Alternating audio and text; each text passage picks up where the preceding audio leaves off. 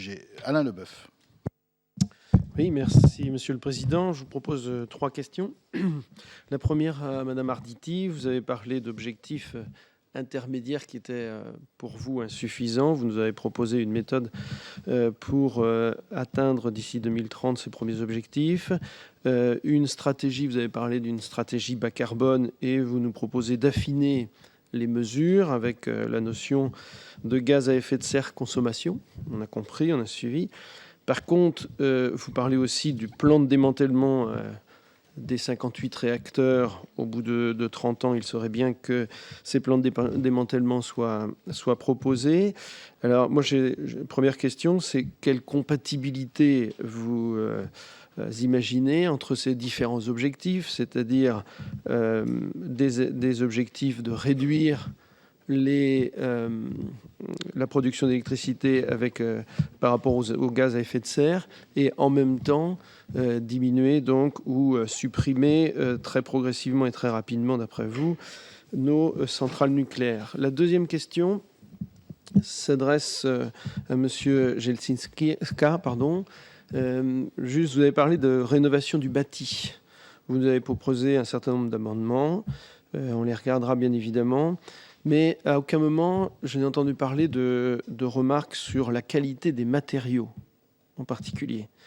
D'ailleurs, que ce soit dans la rénovation ou dans le neuf. Il y a un sujet qui me tient à cœur, qu'on n'a pas encore entendu évoquer dans nos différentes réunions, c'est sur les isolants biosourcés. Ils auraient pourtant de nombreux avantages, au niveau qualitatif en particulier, pouvoir isolant, mais bien sûr, en termes de production et d'utilisation locale, on a beaucoup dit que cette loi sur la transition énergétique devait aussi procurer des emplois. Là, on a une source d'emplois locaux important. Quand on évoque aussi la notion d'économie circulaire, je crois qu'on a vraiment quelque chose ici qu'il ne faudrait ne pas louper. Enfin, Madame Limousin, sur la mobilité, 30 secondes aussi, mon collègue en a parlé tout à l'heure du gaz. Vous avez beaucoup parlé de la mobilité urbaine, vous avez parlé du covoiturage et on est prêt à vous suivre sur tous ces points-là. L'encouragement au vélo.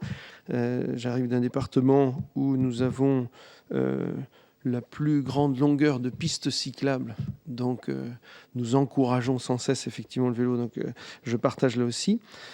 Vous avez parlé de la lutte contre l'étalement urbain, mais par contre, il y a un sujet qui est rarement évoqué, c'est justement tous les déplacements interurbains.